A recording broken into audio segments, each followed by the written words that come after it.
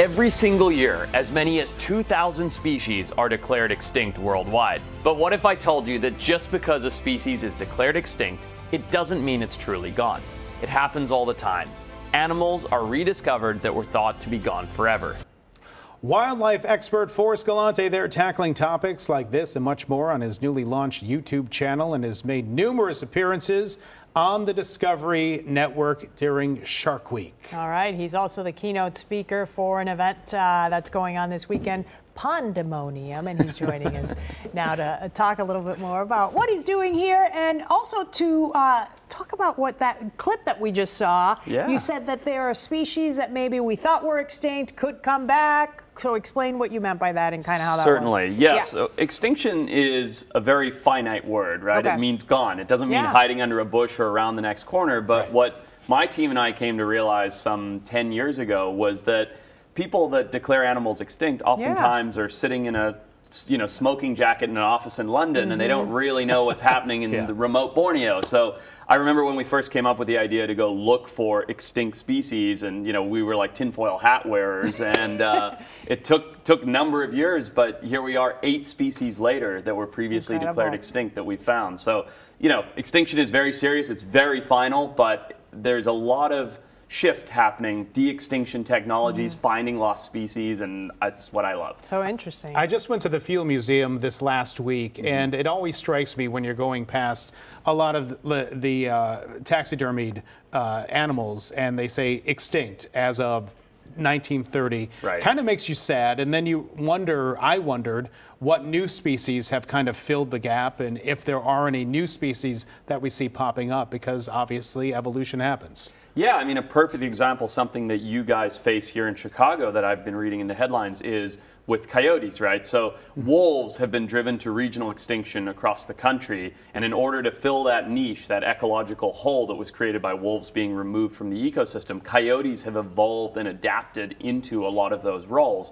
So nature has a phenomenal way of attempting to balance itself out, and once you remove something, something else tends to try and come in and take its place so that it can reach that state of equilibrium. All right, we see the coyotes around here a lot. I've been hearing even outside the station here. Outside the station a few times. I'm in like, oh. Okay.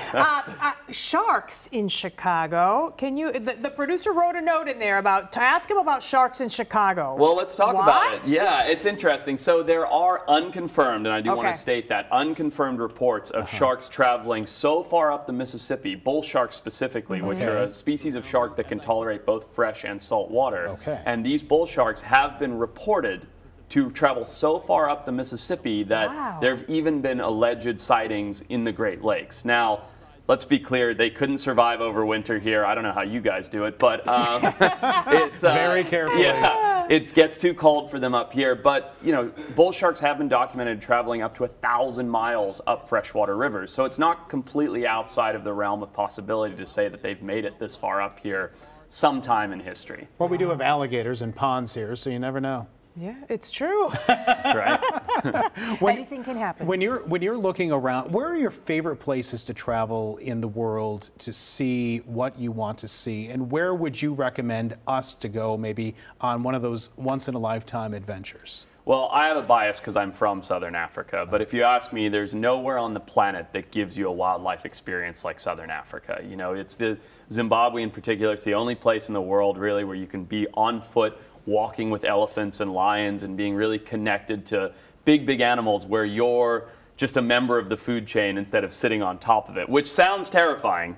Yeah. Right, it does, because I don't want to be necessarily well, don't end up being the menu item, but to be in the food chain is a very primal experience to feel what that's like. Let me ask you this. I see videos of tours that are happening in Africa. We don't have a lot of time, but all of a sudden you have a large cat jump onto someone's vehicle, and they're just kind of like, hey, what's going on? Are they just that used to humans that they're not going to bother them, or are they well fed? What? For a lot of places in Southern Africa, the wildlife's very habituated. They're used to seeing a safari vehicle. They know it's not a threat, and they're just going to sit there and take a look at you. All right, congratulations. 1 million viewers now, 1 million subscribers on YouTube. That's right. Thank you guys. Yeah. Yesterday. Yeah, congratulations. And we don't even have a cake for you. We're sorry about that. For more information on Forrest Galante, visit his his website, forrestgalante.com. You can also find him on social media, including his YouTube channel, his YouTube page. Hey, Tim.